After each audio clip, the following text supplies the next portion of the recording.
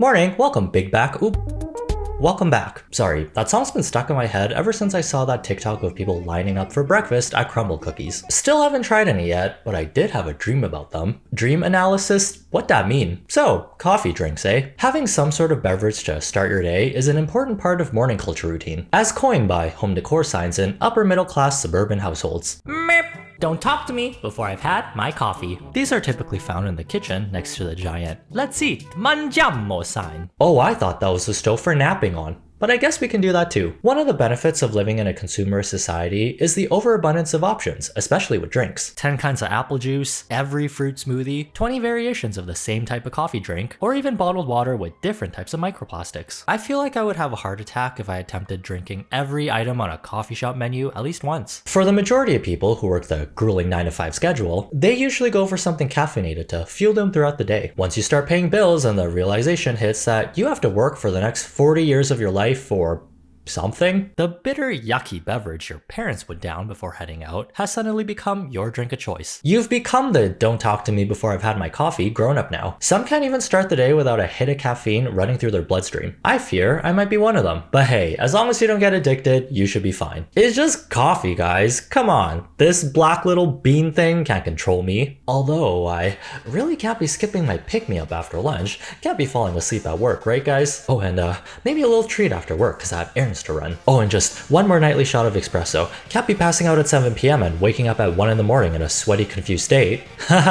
Hey, wait a second. I think there's an untapped market here, said every billion-dollar corporation CEO with a black spinning off his chair and a white cat in their lap. How can we make something that's already addictive even more addictive to the easily marketed towards younger generation? Well, other than illegal substances, sugar's probably the next best thing. And if we market our drinks based on how they look, because, you know, everything's about appearances nowadays. Plus, we don't have attention spans anymore. This gives us a higher chance of capitalizing on it when it goes viral. We feed the influencers feed us by showing their followers our ridiculous looking products, and voila, we've created caffeine-dependent loyal customers. So we've essentially swapped out black coffee and normalized super sweet caffeinated drinks as a part of our regular daily routines. At this point, do you want some coffee with your cup of sugar?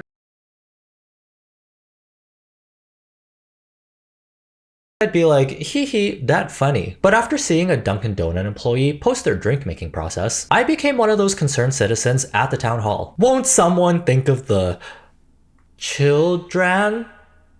That doesn't sound right. Dunkin' Donuts is an American multinational coffee and donut company, as well as a quick service restaurant. It's a brand that's popular with millennials and the Gen Z crowd, from the bright colors in their logo to their even brighter colored donuts. Their marketing is fun, their drinks are affordable. You can get the most bang for your buck here if you're looking for iced coffees that come in big gulp sizes. They've collabed with TikTok influencers and rappers to make specialty signature drinks, and even hired K-pop idols to be their brand ambassadors in Asia. Hyphen must have taken a page from Sakura's book of doing random side quests. From what I've seen on social media, Dunkin' is known for their drinks more than anything, especially with people sharing their drink orders like some sort of potions recipe. I get a medium iced coffee with 2 vanilla bean. It has to be vanilla bean, not French vanilla, not regular vanilla, vanilla bean, and then 3 creams.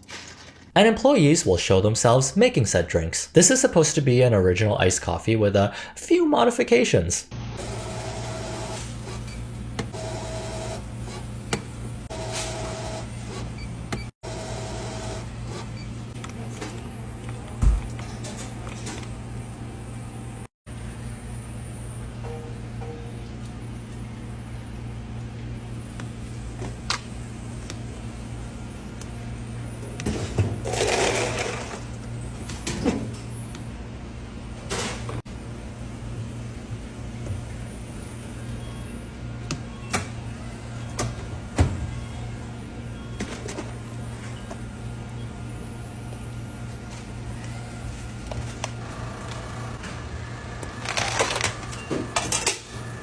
Oh, they've taken the 1 cream, 1 sugar drink ratio too literally. At this point, the coffee's just an afterthought. It hasn't even been added yet.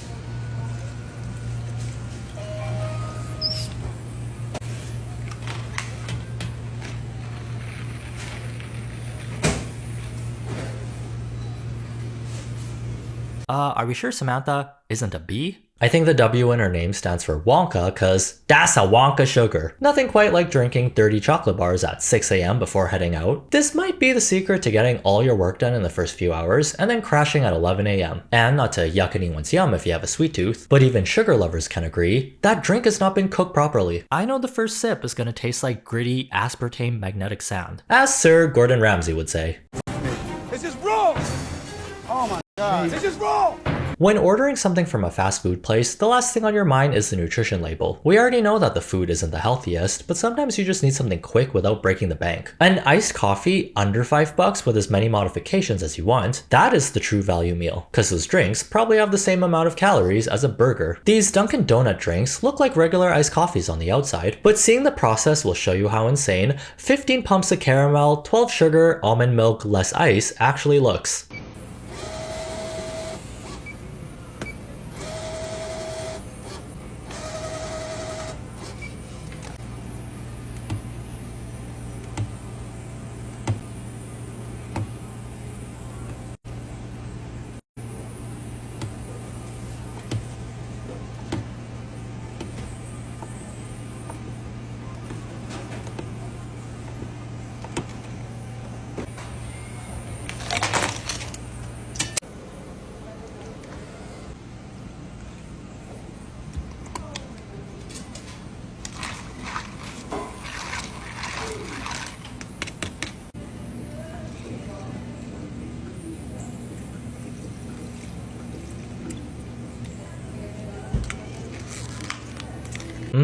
You ever just crave a cup of caramel with ice? Can you even taste the coffee at this point? I am kinda curious though, can I just have a sip? Even that piece of ice was scared of getting diabetes 20. It yeeted itself off the table.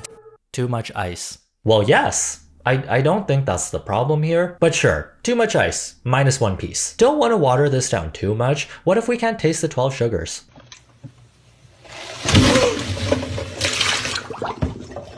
We all taste things differently. If you're used to eating a lot of sweets daily, this level of sugar might taste normal to you. Is Christine still with us after this drink? It's okay, the almond milk cancels it all out. Is Christine getting almond milk because she's lactose intolerant? Cause that caramel syrup is gonna do her in before any type of dairy milk does. And I'm not saying we should demonize sugar or cut it out completely. It's actually a great invention for making our lives better. Gives us something to look forward to after the main course. A meal isn't complete without ice cream or bubble tea at the end. Don't worry, sweet treats here and there won't be the end for you. But if this Dunkin' Donut coffee routine is something you're doing every single day, then I'm worried for you. We get multiple drinks like this a day. Alright, here we go again. We got a medium iced coffee, 8 butter pecan, 8 caramel, 7 vanilla shot, 9 sugar, 9 cream. Girl, when I was managing a Dunkin', we had someone regularly order a large iced coffee with 8 pumps caramel, 8 pumps French vanilla, 16 sugar, 16 cream. She got a dollop of coffee. When I worked at a Dunkin', I swear all of the drinks were like this. We also had one woman do 8 Splenda, 8 sugar, 8 caramel. Like, why even get Splenda at that point? Mi gente, no, por esta se sacó la loto. Miren esto, mi gente, la semilla. It's just simple caveman psychology. If something tastes good, we eat more. If sugar made dopamine, brain want more. That's why the composition of these iced coffees are overloaded with corn syrup, sugar, and caffeine to keep you coming back. You ever get a pumpkin swirl frozen coffee from Dunkin' before? Well, this guy has, and he is not happy about it. My friends, this is a pumpkin swirl frozen coffee. Who the thought it was a good idea to put this on the menu? Oh my god. Very aggressive, not demure. Because this drink has 185 grams of sugar in here. How much is it? It's this much. It's 46 teaspoons of sugar. To give you another perspective, the amount of sugar in there is equal to 14 glazed donuts. Plus, there's no pumpkin in here, it's artificial flavors. There's 12 mentions of sugar and high fructose corn syrup in here. There's 930 calories and 194 carbs. 2/3 of us are already type 2 diabetic or pre-diabetic. Those poor people from the past thought we'd have flying cars by now. Sorry, we got giant coffees instead that are basically like drinking a box of donuts. Actually, someone from the 1800s would have loved this, although the mortality rate would have been astronomical for this drink. A lot of us are probably sugar and caffeine dependent without even realizing it. It might have even happened when we were kids. Does this food pyramid ring a bell to anyone? During the 90s, this visual was all over school textbooks. If you follow this diet backed up by reputable scientists and the government, you'll have an optimized healthy kid with no health issues. But notice how there's a huge emphasis on grains and carbs, where it's telling you to eat at least 6 to 11 servings a day? Uh-oh! Turns out multi-billion-dollar megacorps weren't being very ethical and might have had some influence on how this pyramid ended up looking. Cereal and bread, which is a staple in North American breakfast, tends to have some sugar in it if you're not getting the 50 ancient grain multi-fiber boost stuff. Corporations know that if you start them young, you'll have a loyal customer for life. The taste and nostalgia will be so deeply ingrained within your brain, they're gonna be ratatouilleing your every move. I still get cravings for those Scooby-Doo fruit snacks, which are basically like candy. Oh, by the way, the blue and the green are the best. Using sugar, corn syrup, and caffeine are really inexpensive ways to get people hooked on something in a non-threatening way. Hey guys, come try our new 50-ounce caramel fudge-infused coffee for $3, endorsed by popular Gen Z influencer. And did I mention Kim Soo-hyun will also be making an appearance? Wait, Queen of Tears, what are you doing here? According to studies, you should limit your sugar intake to 26 to 40-ish grams a day to maintain a healthy lifestyle. How does one Dunkin coffee drink clear that threshold in a matter of minutes? If you really can't stop yourself from drinking these daily, then it's not looking good for you in the long run. The effects of added sugar intake, higher blood pressure, inflammation, weight gain, diabetes, and fatty liver disease are all linked to an increased risk for heart attack and stroke. There's a type of dopamine effect with sugar. Because whole foods like fruits and veggies don't cause the brain to release as much dopamine, your brain starts to need more and more sugar to get the same feeling of pleasure. This causes those gotta have it feelings for your after dinner ice cream that are so hard to tame. Oh my god, at the end of the day, we're all just science experiments. Even those $20 smoothies at Erewhon, the most expensive grocery store in LA, have a lot of sugar in them, with the highest one having almost 80 grams of sugar. Also, the nutrition info isn't readily available. You actually have to call corporate to get it. These drinks have gone viral plenty of times on TikTok because of how visually appealing they look, along with their high-end price tag. It gets people talking. I just spent $68 on smoothie at Erewhon. Let's do a taste test. There are also a lot of articles talking about how these smoothies are very high in calories, equivalent to 3 frappuccinos. I will say, there is a difference between a smoothie with a lot of calories and sugar compared to an iced coffee with the same amount. Calories aren't bad, it just depends on the other things that come with it. Sure, smoothies have sugar from the fruit, but at least you're getting vitamins, minerals, and fiber. Not sure if I can say the same about iced coffees that are liquid sugar and empty calories. Although wait, I don't want to be spreading too much misinformation on the internet. That drizzle of almond milk will give you a whisper of calcium for healthy bones. You just need to drink like 100 of these to get your daily calcium requirements met. Moral of the story, overconsumption of anything will eventually be bad for you. I've made a video on water talk before. Creators will make content on their waters of the day, where they mix different powders, syrups, and glitter to create drinkable Final Fantasy looking potions. Okay, I'm gonna go ahead and start with the blueberry. Let's give that a little mixeroonie. I am going to add in my ice. You know, I need a lot. And in addition to ice, I'm going to add in some Dazzle Dust, which is just edible glitter. I haven't added this to one of my water of the days in a long time, and I think the colors are gonna be perfect for it for this one. Look at that, shining, shimmering, splendid. Almost foiled my plan. I'm gonna leave a little bit of room at the top because I wanna add some cotton candy skinny syrup. This one also has some edible glitter in it, which is really cool. So I'm going to just pour this right on over the top. And then we are done. All right, here it is. This is the second galaxy-inspired water that I have made. This one looks pretty darn cool, if I do say so myself. Let's give it a mix so I can taste it.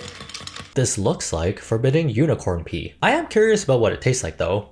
The drink, not the pee. The majority of the time, these water talk creators are using sugar-free mixes and zero-calorie syrups. So in terms of heart health, it's probably better for you. But who knows? Yeah, there's technically no calories or sugar in these drinks. I don't know if we can confidently say there are zero health risks with ingesting this many artificial sweeteners every single day for years. If this type of content has become your bread and butter, where your audience expects new drinks daily, you have to keep it up if you want them to stay. Water of the day implies this is an everyday thing. It wouldn't be too surprising if 10 years down the line, a study comes out saying consuming all this aspartame and sucralose on the daily is bad. Or maybe these people might grow an extra limb or have night vision. Only time will tell. I mean, I guess this is better than those insane chocolate sandwiches.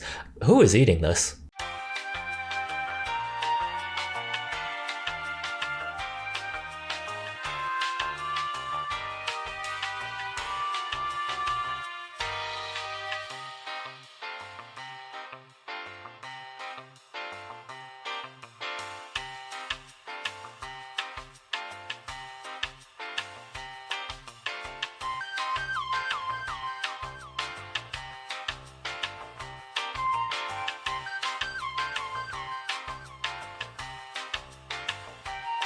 So if you're not a video game character and you suddenly unlock the insulin resistance skill, that's not good. It really is amazing what the human body can withstand. Cause some of these drinks are chemically unhinged. What do you mean I just drank a dozen donuts in 2 minutes? I'm sure if you go over the recommended sugar intake every once in a while, you'll be fine. From the looks of it, we're quite resilient as a species. If someone can drink cups of sugars with a splash of coffee on the daily, then a sweet treat here and there won't hurt anybody. There's too many delicious things to eat and drink in the world just to eat oatmeal and boiled chicken for the rest of your life. Although it does become scary when you become sugar and caffeine dependent without even realizing it. If you absolutely need to drink something that's liquid sugar, balance it out with some crackers and water soup. That should soak up that brick of sugar you just inhaled.